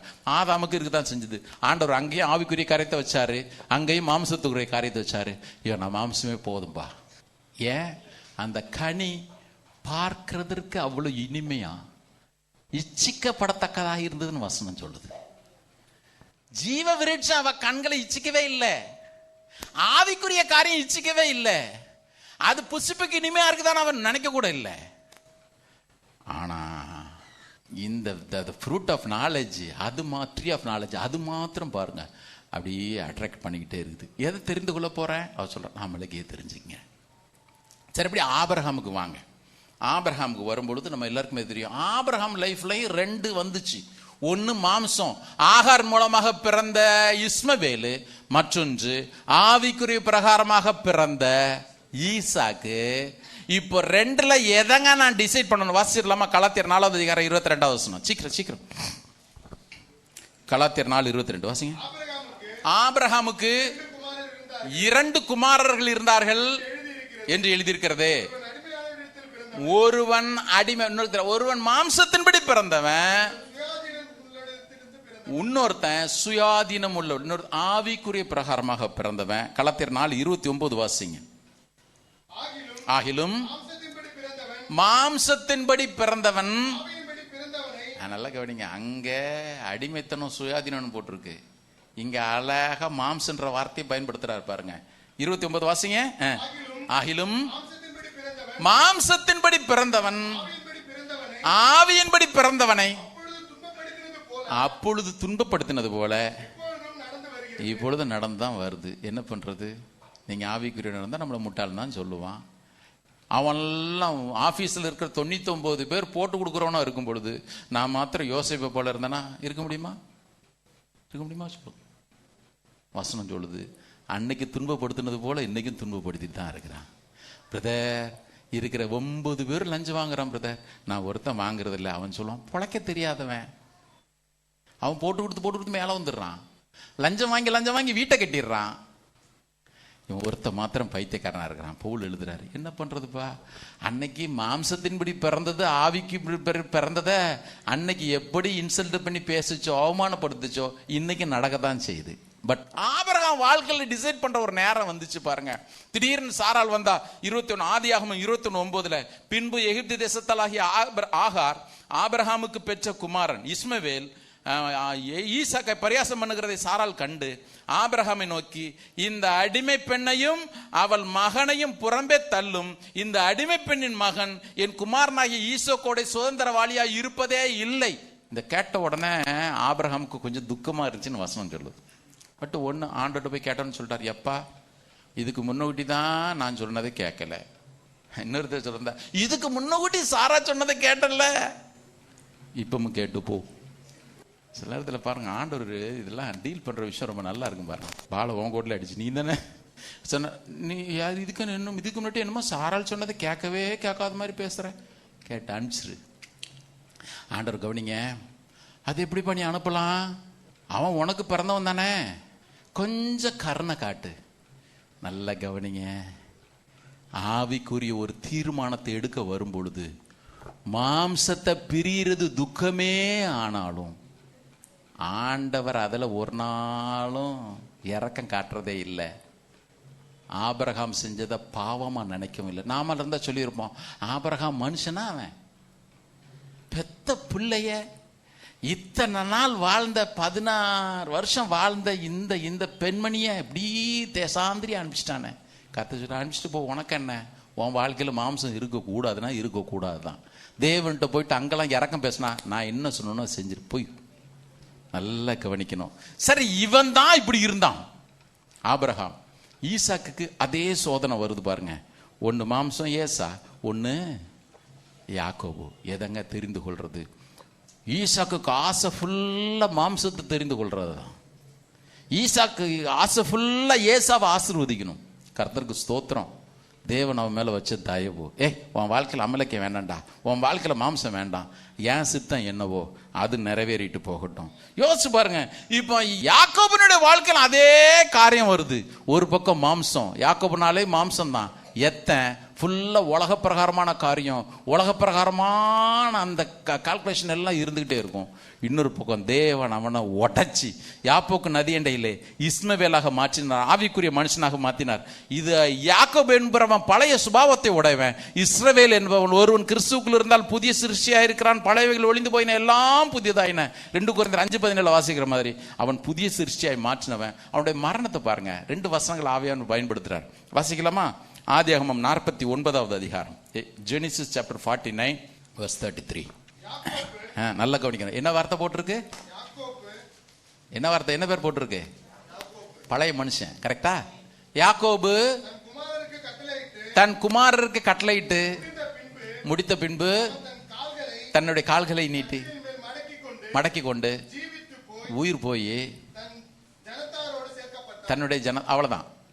பேர் என்ன பேர் போட்டிருக்கு? என்ன பேர் போட்டிருக்கு? இப்ப அப்படியே ஆதியாகமம் 52 வாங்க. ஆதியாகமம் 52 வாங்க. வாசிங்க, வாசிக்கின்ற வாசிங்க. பின்பு தன் தகப்பனுக்கு சுகந்த வர்க்கம் இடும்படி யோசேப்பு கட்டளையிட்டான். நல்ல கவனிங்க, நல்ல கவனிங்க. 49:33 யாக்கோபு மரித்து பழைய மனுஷன். மிஞ்சினது என்ன தெரியுமா? என்னைக்கு நிலைச்சு நிற்கக்கூடியது என்ன தெரியுமா? வசனம் சொல்லுது, இஸ்ரவேல் தான் மீதியா இருக்கணும். எல்லார் லைஃப்ல பாருங்க, மாம்சத்துக்குரிய ஒரு அனுபவம் இருந்துகிட்டே இருக்கும், ஆவிக்குரிய ஒரு அனுபவம் இருந்துகிட்டே இருக்கும். நாம எதை செலக்ட் பண்ணோம்? அமலேக்கியம் பாருங்க, இதே வேலையை தான் தொடர்ந்து செஞ்சுக்கிட்டே இருப்பான். அமலேக்கியம் இதை செஞ்சுக்கிட்டே இருப்பான். வாசிக்கலாமா? 2 பேதுரு. நம்ம வாழ்க்கையில் இந்த மறுரூபமா இருந்துக்கணும். 2 பேதுரு 1வது அதிகாரம் 3-4 ஆகிய வசனங்கள். 2 Peter chapter 1. நல்லா கவனிங்க, நல்லா கவனிங்க, நல்லா கவனிக்கணும். இன்னொரு 10-15 நிமிஷத்துல முடிக்கலாம்னு நினைக்கிறேன். இப்பதான் 2வது குறிப்புக்கு போறோம். சரி, வாசிங்க பாப்போம். நல்லா கவனிங்க. தம்முடைய மகிமையினாலும் காருண்யத்தினாலும் நம்மை அழைத்தவரை அறிகிற அறிவினாலே ஜீவனுக்கும் தேவ பக்தி பாருங்க, இந்த பூமியில வாழக்கூடிய சோத்துக்கும் குழம்புக்கும் சரி, ட்ரெஸ்ஸுக்கும் சப்பலுக்கும் சரி, அது ஜீவனுக்கும் தேவ பக்திக்கும் வேண்டிய யாவற்றையும் அவருடைய திவ்ய வல்லமையானது நமக்கு தந்தருளினதும் அன்று. நல்லா கவனிக்கணும், அங்கேயும் அந்த வேர்டை யூஸ் பண்றாரு பாருங்க. இச்சையினால் உலகத்திலே உண்டான கேட்டுக்கு தப்பும். ஒரு அலையிலே சொல்லுங்க பாப்போம். இந்த இச்சையினாலே உலகத்துக்கு உண்டாகிற இந்த கேட்டுக்கு யார் தப்புகிறார்களோ, இன்னொரு விதத்துல சொல்றதா இருந்தா, யார் யாரெல்லாம் அமலேக்கு ஜெயிக்கிறார்களோ, ஏன்னா மாம்சம் தான் போட்டிருக்குது, அவர்களே அவருடைய திவ்ய சுபாவத்திற்கு பங்குள்ளவர்களாக மாற முடியும். அதனாலதான் ரோமர் 8 பவுல் தெளிவா சொல்றாரு, அவருடைய குமாரனுடைய சாயலுக்கு ஒப்பா இருப்பதற்கு தாங்க முன் குறித்தாரு. நான் அடிக்கடி நம்முடைய சபையில சொல்லக்கூடிய வார்த்தை இது. உங்க வாழ்க்கையில என் வாழ்க்கையில தேவன் 1000 திட்டங்கள் இருக்கலாம். உங்க திட்டம், உங்க வாழ்க்கையில அவர் வச்சிருக்கிற திட்டம் வேற, என் வாழ்க்கையில ஆண்டவர் வச்சிருக்க திட்டம் வேற. என்ன பாஸ்டரா திட்டம் வச்சிருக்கலாம், உங்களை ஒரு சுவிசேஷகரா திட்டம் வச்சிருக்கலாம், என்ன பாஸ்டரா திட்டம் வச்சிருக்கலாம், உங்களை அப்போஸ்தலரா திட்டம் வச்சிருக்கலாம். ஆனால் தேவனுடைய நோக்கம், நீங்க பாஸ்டரா இருந்தாலும் சரி, அப்போஸ்தலரா இருந்தாலும் சரி, விசுவாசியா இருந்தாலும் சரி, படிச்சவனா இருந்தாலும் படிக்கவனா இருந்தாலும் சரி, ரட்சிக்கப்பட்டவர்கள் என்று சொல்லக்கூடிய ஒவ்வொரு இடத்திலும் தேவன் எதிர்பார்க்கிறது, என் குமாரனுடைய சாயலுக்கு நீ ஒப்பா மாறணும்பா. அது மாறலன்னா என் சித்தத்தை நீ செய்யல, தூர போன்னு சொல்லிடுவார். இயேசுகிட்ட ஒரு நாள் எல்லாரும் வந்து நிற்பாங்க, ஆண்டவரே உம்முடைய நாமத்தினாலே நாங்கள் பிசாசுகள் எல்லாம் துரத்தணும், தீர்க்க தரிசனம் வரைச்சோம், அற்புதங்களை செஞ்சோம். நீ யாருன்னு எனக்கு தெரியாது. ஏன்? நீ எல்லா ஊழியமும் செஞ்சோம், நீ எத்தனை வல்லமையா பயன்படுத்தப்பட்டோம், குமாரனுடைய சாயலை நீ தரித்து கொள்ளலையே. நீ குமாரன் சாயலை தரித்துக்கலையே. யோசிச்சு பாருங்க, நான் பாஸ்டரா இருக்கிறேன், என்னை அழைச்சிட்டேனேன்ற பாவத்துக்கு என்னை போட்டு அவர் பயன்படுத்திட்டு போகலாம். நான் போய் ஜெபம் பண்றேன், உடனே பாரு நல்ல பிசாசு போகுது. ஆனா தேவ சித்தத்தை செய்யாமலே, நான் குமாரனுடைய சாயலுக்கு ஒப்பா மாறாமலே ஊழியனை மாற இருக்க முடியும். திரும்ப சொல்றேன், குமாரனுடைய சாயலுக்கு ஒப்பா மாறாம ஒருவன் ஊழியம் செய்ய முடியும். குமாரனுடைய சாயலுக்கு ஒப்பாக ஒருவன் மாறாமலும் இந்த உலகத்தில் ஆசீர்வதிக்கப்பட முடியும். குமாரனுடைய சாயலுக்கு ஒருவன் ஒப்பாக மாற முடியாமல் இந்த உலகத்துல தன்னை பெரியவனாக காண்பித்துக் கொள்ள முடியும். குமாரனுடைய சாயலுக்கு ஒப்பாக ஒருவன் மாறாமல் தேவ சித்தத்தை அவன் செய்யவே முடியாது. பாருங்க, அவருடைய வருகையில அவரோட போகவும் முடியாது. அதனாலதான் பவுல் சொல்றாரு, உனக்கு வாக்குத்தத்தங்கள்லாம் எதுக்கே கொடுக்கப்பட்டிருக்குது, நான் உன்னை விட்டு விலகுவதும் இல்லை, உன்னை கைவிடுவதும் இல்லை. அவர் எதுக்கு வாக்கு பண்ணாரு? சும்மா இஷ்டம் போல உலகத்துல வாழ்வதற்கு அல்ல. என் தேவன் தம்முடைய ஐஸ்வர்யத்தின்படி உங்கள் குறைகள் எல்லாம் கிறிஸ்துவுக்குள் மகிமையில நிறைவாக்குவார். எதற்கு வாக்குத்தத்தம் கொடுக்கப்பட்டுச்சு? மகா அருமையான வாக்குத்தத்தங்கள். எதற்கு கொடுக்கப்பட்டுச்சு தெரியுமா? வசனம் சொல்லுது, அவருடைய திவ்ய சுபாவத்திற்கு நீங்கள் நாளுக்கு நாள் பங்குள்ளவர்களாக மாறுவதற்கு தான். ஆண்டோடைய தேவனுடைய ஆசை உங்க வாழ்க்கையிலும் பிரதர், தேவனுடைய ஆசை உங்க வாழ்க்கையில என் வாழ்க்கையில இதுதான். கிறிஸ்துவனுடைய சாயலுக்கு ஒப்பாக நாளுக்கு நாள் வேதம் சொல்லுகிறபடி மனம் புதிதாகிறதுனாலே மறுரூபமாகாமல் என் வாழ்க்கையில் இருக்கிற அமலேக்கினை ஜெயிக்காமல் ஆண்டவருக்கு முன்னால போய் நிற்கும் பொழுது நம்ம எல்லாரும் வெட்கத்தோடு தான் நிற்போம் தெரியுமா? அதனாலதான் ஆண்டவர் சொல்றாரு, உன் வாழ்க்கையில் இருக்கிற அமலேக்கினை குறித்து ரொம்ப கவனமாயிரு. சரி, இந்த அமலேக்கினுடைய பிடியிலிருந்து தப்பணும்னா என்ன செய்யணும்? வசனம் சொல்லுது, நாம் சோர்ந்து போகாமல் இருக்கணும். ஏன்? பிசாசு கொண்டு வருகிற மிகப்பெரிய ஆயுதமே சோர்வு தான். ஆவிக்குரிய வாழ்க்கையா இருந்தாலும் சரி, உங்க குடும்ப வாழ்க்கையா இருந்தாலும் சரி, வேதம் சொல்கிறது, ஆபத்து காலத்திலே சோர்ந்து போவாயானால் உன்னுடைய பலன் குறுகினது. வாசிக்கலாமா? உபாகமம், டியூட்டரோனமி சாப்டர் 25 verses 17 and 18. உபாகமம் 25, 17, 18. எகிப்த், இந்த அமலேக்க குறிச்சு மோசே சொல்றான் பாருங்க. எகிப்திலிருந்து புறப்பட்டு வருகிற வழியிலே அமலேக்கு தேவனுக்கு அது பயப்படாத ஆவி. ஒன்னு சிங்காசனத்துக்கே எதிர்த்து நிற்கிற ஆவி, தேவனுடைய இடத்தை எதிர்த்து நிற்கிற எடுத்துக்கொள்ள நினைக்கிற ஆவி. இங்க சொல்றாரு, அவன் தேவனுக்கு பயப்படாமல் உனக்கு எதிராக வந்தான்,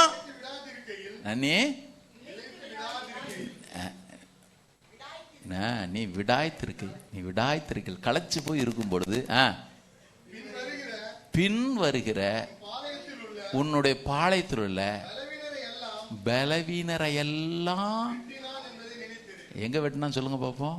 டயர்டா இருக்கவங்க மேல கூட கை வைக்கல. வசனம் சொல்லுது, பின்னால இருந்து அடிக்கிறான். யாரை தெரியுமா வெட்டினான்னு போட்டிருக்கு? யார் யாரெல்லாம் பலவீனத்தோடு இருந்தாங்களோ, யார் யாரெல்லாம் சோர்வு தங்களை மேற்கொள்ள அனுமதித்தார்களோ, யார் யாரெல்லாம் ஆவிக்குரிய வாழ்க்கையில விடாச்சு போறாங்களோ. அதனால தான் வேதம் திரும்ப திரும்ப சொல்லுது பாருங்க. நீங்க லூக்கா 18:1 வாசிச்சீங்கன்னா ஆண்டவர் சொல்லுவாரு, ஜெபம் பண்றதுல சோர்ந்தே போயிடாத. கலாத்தியர் 6:9 பவுல் சொல்றாரு, நன்மை செய்யறதுல சோர்ந்து போயிடாத. எபிரேயர் 12:3 சொல்றாரு, துன்பங்களை நினைச்சு சோர்ந்துடாத. எபிரேயர் 12:5 சொல்றாரு, கர்த்தரால சிட்சிக்கப்படும் பொழுது சோர்ந்து போயிடாத. எபேசியர் 3:13 உபத்திரவங்களால சோர்ந்து போயிடாத. கிறிஸ்தவ வாழ்க்கையில பாருங்க, எங்க சோர்ந்தாலும் பின்னால அமலுக்கு அருவாளோட நிற்பான். நான் சொல்ற இந்த பிசிக்கல் டைட்னஸை பத்தி பேசல, ஆவிக்குரிய வாழ்க்கையில சில பேருக்கு ஜபனாலே சோர்வு வந்துரும் பாருங்க. பிரதர் 3 மாசமா ஜெபம் பண்றோம் பிரதர், நடக்கவே இல்லை. அட ஜபமாவது ஒன்னாவது. இயேசு சொன்னார் லூக்கா 18 சோர்ந்து போகாமல் எப்பொழுதும் ஜெபம் பண்ண வேண்டும் என்று. ஜெபம் பண்றது ஒன்னும் ஆலோசனை கிடையாது, அது கட்டளை. சோர்ந்து போகாமல் எப்பொழுதும் ஜெபம் பண்ண வேண்டும் என்று அவர்களுக்கு ஒரு உவமையை சொன்னார். அந்த விதவை அநீதியுள்ள நியாயாதிபதி பத்தி சொல்றார். எதற்கு நான் சொல்றேன்? ஒவ்வொரு முறையும் ஆண்டவர்கிட்ட காலையில் இது உங்க ஜெபமா வச்சிங்க, நான் ஆவிக்குரிய வாழ்க்கையில் சோர்ந்து போகாம இருக்கிறேன், எனக்கு உதவி செய்ய ஐயா. ஹல்லேலூயா. யோசிச்சு பாருங்களேன். நான் உங்கள்கிட்ட ஏற்கனவே சொன்னது போல, சிவந்த சமுத்திரத்தை கடந்து வரும் பொழுது பின்னால உலகமும் பிசாசும் துரத்துறான். எகிப்து ராணுவம் துரத்துது, பார்வோன் துரத்துறான். இப்ப தேவன் உதவி செய்யறார். உதவி செஞ்சாரா? மோசே சொல்லிட்டான், stand still and see the salvation of God. நீங்கள் தரித்து நின்று, இன்னொருத்தர் சும்மா இருந்து கர்த்தர் உனக்கு என்ன செய்யறாருன்னு பாரு. அந்த யுத்தத்தை தேவன் நடப்பிச்சாரு. ஆனால் மாம்சீக பிரகாரமாக அமலேக்கு வரும் பொழுது கர்த்தர் யுத்தம் பண்ணல. அந்த மாம்சீக இச்சைய நீங்கள் நான் தான் போராடி மேற்கொள்ளும் பாருங்க. அதை பொறுப்பை கர்த்தர் யார்கிட்ட கொடுத்தாரு? இந்த பாரு, நீ யுத்தம் பண்ணணும். ஆண்டவரே, யுத்தத்தை நாங்கள் பார்த்ததே இல்லைப்பா, அதனால தான் சொன்னேன். இந்த அமலேக்குன்ற யுத்தம் அது வெளிப்புறமானது அல்ல. ஒவ்வொரு நாளும் உங்களுக்குள்ளும் எனக்குள்ளும் வரக்கூடிய யுத்தம் பாருங்க. கர்த்தர் சொன்னார், நீ தான் அதை செய்யணும், நீ தான் யுத்தம் செய்யணும். என் பலம் உண்டு. உன்னுடைய மாம்ச பலவீனங்களை மேற்கொள்வதற்கு, பிசாசு அமலைக்கு கொண்டு வருகிற எல்லா யுத்தங்களையும் மேற்கொள்றதற்கு என் பலனை தருவேன். ஆனா யுத்தம் பண்ண வேண்டியது நீ தான் பண்ணணும் பாரு. யுத்தம் பண்ணது நீ தான் பண்ணணும். காலையில நீ எழுந்திருக்கிற உனக்கு கிருபை தருவேன், நீ தான் எழுந்திருக்கணும். கரெக்டு தானே? எப்போ கிருபை கிடைக்கும்? சில பேர் எழுந்திருக்கிறதே கிருபை கேட்கறது. ஆண்டவர் சொல்றாரு, நீ எழுந்திரு, உனக்கு கிருபை தர்றேன். அப்படிதானே? ஆண்டவர்கிட்ட போயிட்டு, ஆண்டவரே நான் வீட்டுக்குள்ளே இருப்பேன், மண்ணா என் வீட்டுக்குள்ள கொஞ்சம் அப்படி சைடு காத்து அடிச்சுக்குள்ள. கர்த்தர் யார்கிட்டையும் அப்படி சொன்ன மாதிரியே இல்லை. நீ வெளியே கலெக்ட் பண்ணு, நீ தான் கலெக்ட் பண்ணணும் பாருங்க. கர்த்தர் அதெல்லாம் கிருபையை கேட்கணும். யோசிச்சு பாருங்க. நான் யோசிச்சு பார்த்தேன். இந்த அமலேக்கு என்பவன் வெறுமனே யோசுவா மோசையோடு முடிந்தவன் அல்ல. எனக்கு தெரிஞ்சு யாத்திராகமம் 17வது அதிகாரம் தான் ஃபர்ஸ்ட் டைம் யோசுவன்ற பேர் வருது. தொடர்ந்து வரக்கூடிய 1 சாமுவேல் 14வது அதிகாரம் 48, 1 சாமுவேல் 14:48 சவுல் அமலேக்கிற்கு விரோதமாக யுத்தம் செய்யறதை பார்க்கிறோம். 1 சாமுவேல் 27:8, 1 சாமுவேல் 27:8 தாவீது யுத்தம் பண்ணதை பார்க்கிறோம். இந்த அமலேக்கியம் பிடியிலிருந்து தப்புறதுக்கு சோர்ந்து போகவும் கூடாது, அமலேக்கியனுக்கு விரோதமா இரக்கம் பாராட்டவும் கூடாது. இரக்கம் பாராட்டிடாதீங்க. சில நேரத்தில் ஆண்டவர் சொல்ற வார்த்தைகள் ரொம்ப கடுமையா இருக்கும். நீங்க 1 சாமுவேல் 15வது அதிகாரத்துல வீட்டில் போய் வாசிங்க. 1 சாமுவேல் 15வது அதிகாரத்தில் வீட்டில் போய் வாசிச்சிங்கன்னா அமலேக்கு விரோதமா யுத்தம் வருது. இப்போ ஆண்டவர் சவுல்கிட்ட சொல்றாரு, இங்க பாரு, அமலேக்கு விரோதமா யுத்தம் மறந்துடாத, அவன் என்னோட ஜனங்களை வழிமறுத்த செய்கையை நான் மனசுல வச்சிருக்கிறேன். ஆண்டவர் கூட பாருங்க, மனசுக்குள்ள அப்படி யானை மாதிரி வச்சுப்பாரு. ஆடுற வரைக்கும் ஆடுற மகனை, அடுத்தது ஒன்று பார்த்துக்கிறேன், ஆட்சி முடிஞ்சாலும் பார்த்துக்கிறேன், ஆட்சி முடியலனாலும் பார்த்துக்கிறேன், மனசுல வச்சிருக்கிறேன். இப்ப சவுலே, நீ தான் டீல் பண்ணணும், இரக்கம் பாராட்டாத. ஆண்டவர் சொன்ன வார்த்தை கவனிங்க. ஆண்டவரை இரக்கம் இல்லாத போல இருக்கும். ஆண்டவர் சொல்றாரு, ஆண்களையும் விட்டுறாத, பெண்களையும் விட்டுறாத, குழந்தைங்களையும் விட்டுறாத, மிருக ஜீவன்களை ஒண்ணு விடாம. அதனால தான் சொல்றேன், அமலேக்கு மாத்திரம் வாழ்க்கையில இரக்கம் பாராட்டிடவே கூடாது. பிரதர், சின்ன சின்ன பாவம் பிரதர். சில பேர் சொல்லுவாங்க, ஃப்ரெண்ட்ஷிப், அவன் ஃப்ரெண்டு ஹர்ட் ஆயிட்டான்னா அந்த அமலேக்கு தான் நைஸா எதனா உருட்டி கையில கொடுக்கும். ஆனா ஃப்ரெண்ட்ஸுங்களாம் ஹர்ட் ஆயிடுச்சுன்னா நம்ம கர்த்தருடைய பிள்ளைங்களுக்கு இருக்கிற பெரிய ஆபத்து அதுதான் பாருங்க. வாலிப பிள்ளைங்க கவனி, இந்த இந்த ஃப்ரெண்டு தான் என்ன கெடுக்கிறான்னு தெரியும், ஆனா ஹர்ட் ஆயிட்டானா என்ன பண்றது? இந்த ஃப்ரெண்டு தான் என்ன கெடுக்கிறான்னு தெரியும், ஆனா அவ ஹர்ட் ஆயிட்டானா என்ன பண்றது? ஆண்டவர் சொல்றாரு, அமலுக்கு இறக்கம் பாராட்டிடாத, அமலுக்கு இறக்கம் பாராட்டிடாத. நாம என்ன ஆளுப்பாரு.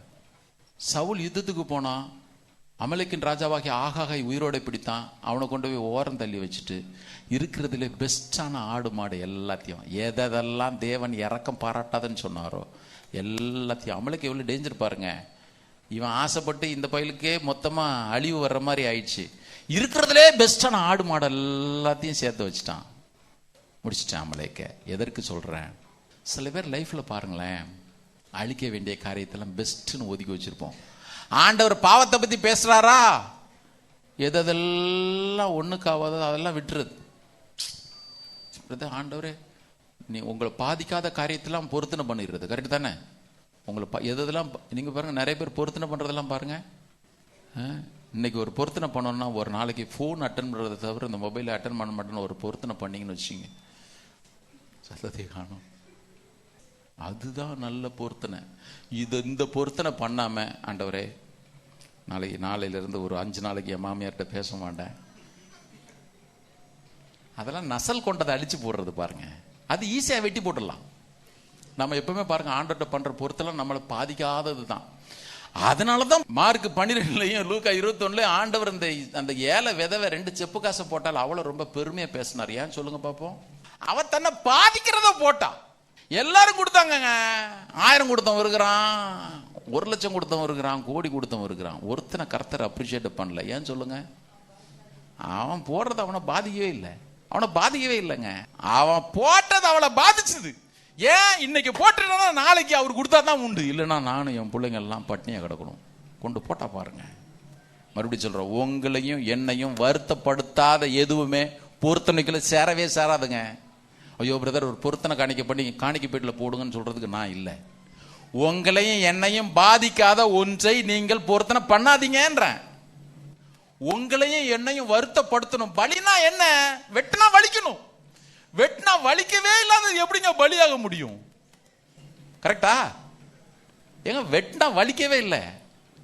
பவுல் சொல்றாரு ஜீவ பலியா. அப்படின்னா உயிர் இருக்கும். யோசிச்சு பாருங்க, நம்மளை நல்ல ஷார்ப்பான கத்தி வச்சு வெட்டினா போயிடும். நல்ல மொக்க கத்தியை போட்டுங்க எங்கெல்லாம் அர்த்தனா பெயினா இருந்தா.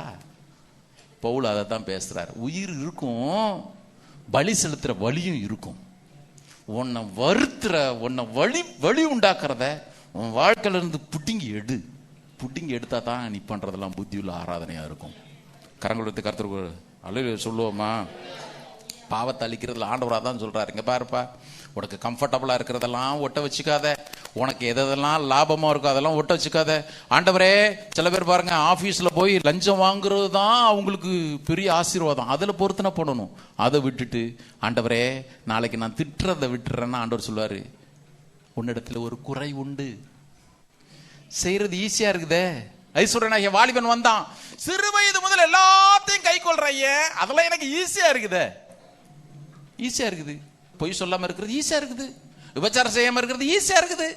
மற்ற காரியங்கள் செய்யாம இருக்கிறது ஈஸியா இருக்குது. ஆனா ஒன்னே ஒண்ணு கஷ்டம். என்னது?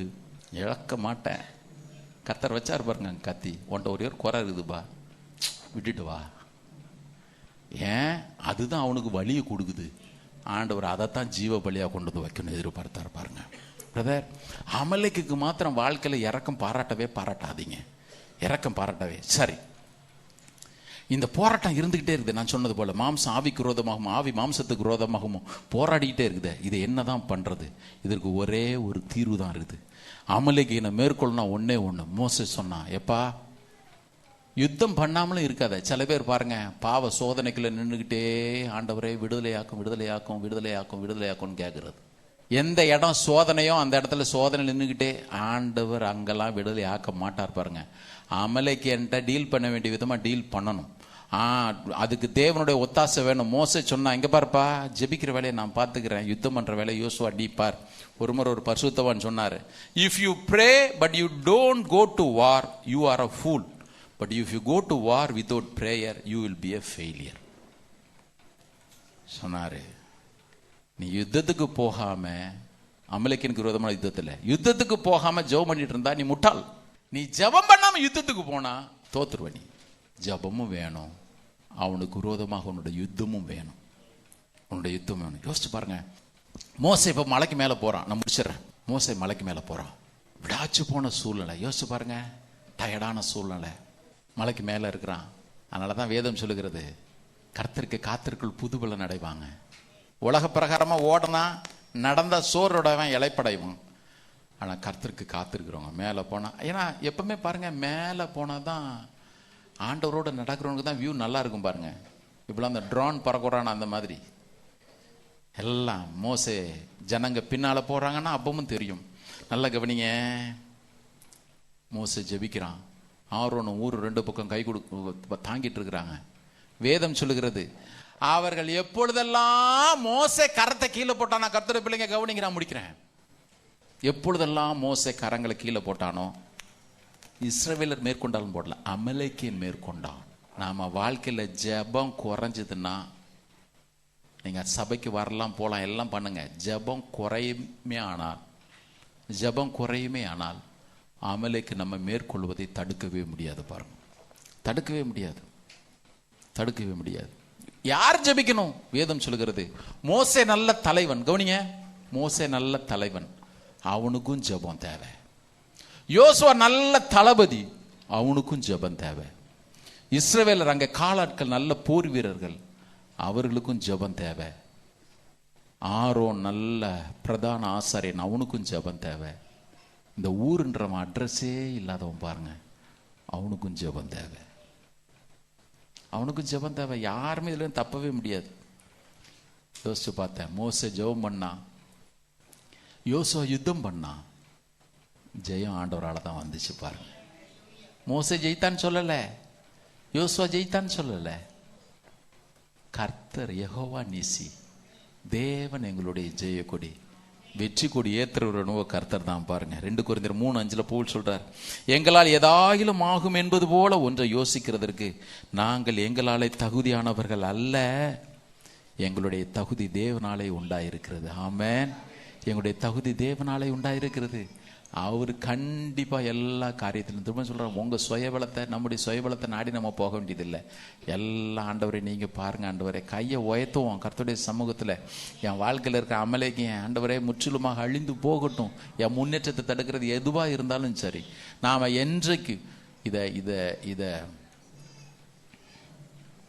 சார்லஸ் ஸ்பர்ஜன் நல்லா சொல்லுவார். பாருங்க,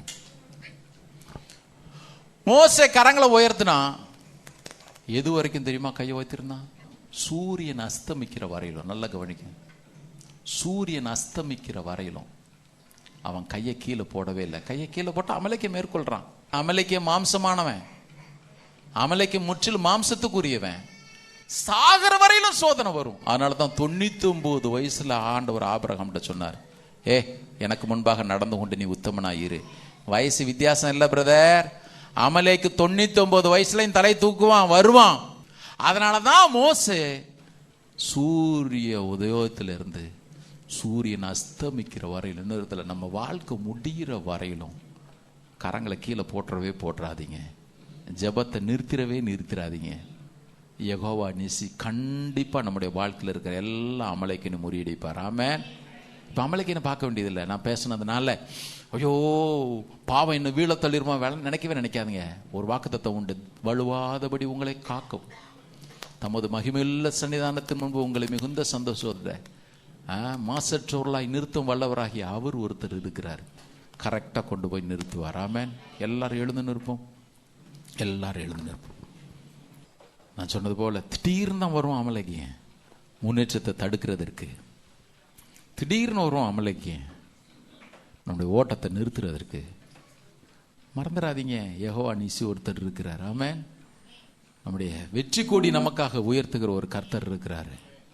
எல்லாரும் கண்களை மூடி எந்தெந்த காரியங்கள் எல்லாம் கர்த்தருக்கு ஒப்பு கொடுக்கணுமோ விட்டு கொடுக்கணுமோ எல்லாரும் விட்டு கொடுப்போம்.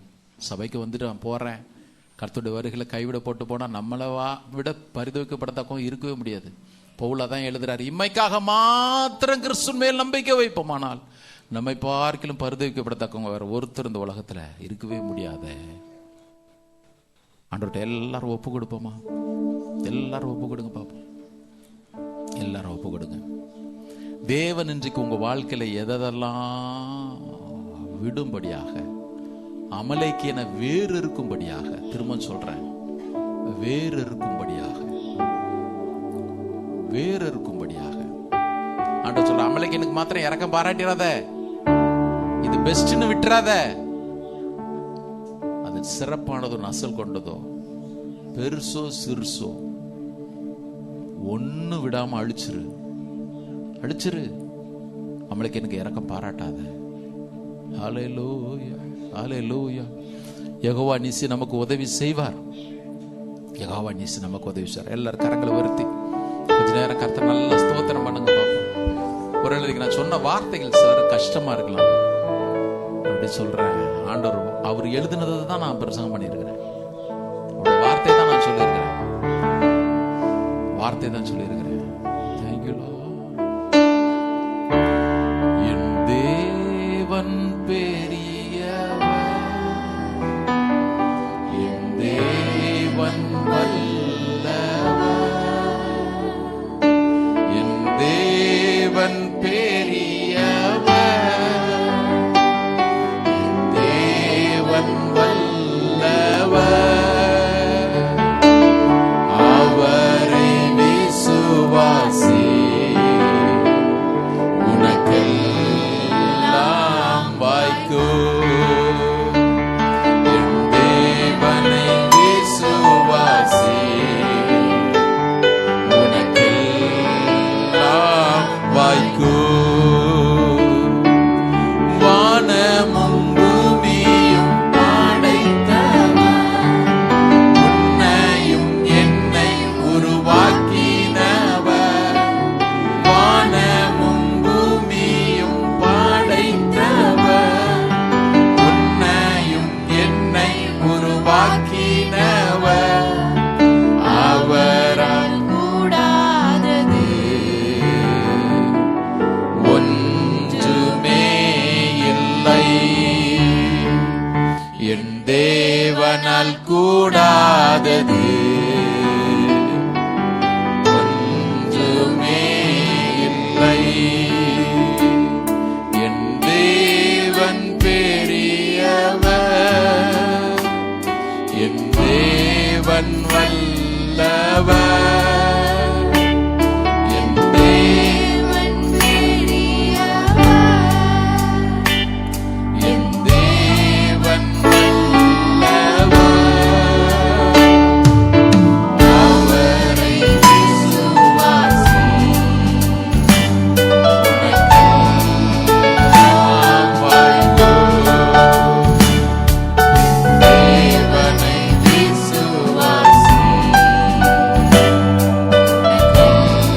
உனக்கெல்லாம் வாய்க்கும்.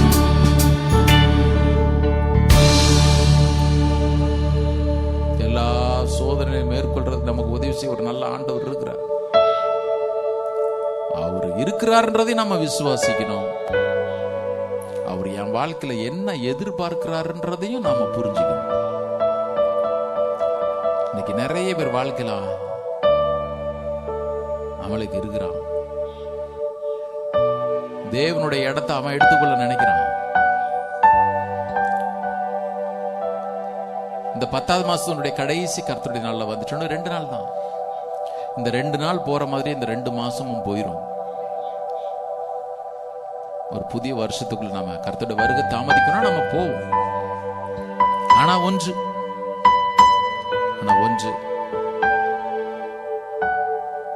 அமலேக்கியனுக்கு மாத்திரம் இரக்கம் பாராட்டிராதீங்க. மாம்ச கிரியைகளுக்கு மாத்திரம் இரக்கம் பாராட்டிராதீங்க. நான் சொன்னது போல அவருடைய திவ்ய சுபாவத்திற்கு நாமும் பங்குள்ளவர்களாக மாறணும். குமாரனை போல மாறணும். வார்த்தையின் வாசஸ்தலம் திருச்சபையில வரக்கூடிய ஒவ்வொரு விசுவாசியும் வேதம் சொல்லுகிறது, கிறிஸ்துவனுடைய நிறைவான வளர்ச்சிக்கு தக்க பூரண புருஷராகும்படிக்கு கடந்து போக கடவோம். அது வேணும் பிரதர். அது இல்லைன்னா சபையில நம்ம விசுவாசியா இருந்து வேஸ்ட், நான் ஒரு ஊழியக்காரனா இருந்து வேஸ்ட். ஆண்டவர்ட்ட கேளுங்க, ஒரு நிமிஷம் சின்சியரா ஜெபம் பண்ணுங்க. என் வாழ்க்கையில ஒரு மறுரூபம் வரட்டும் ஐயா, மறுரூபம் வரட்டும். வேணும்.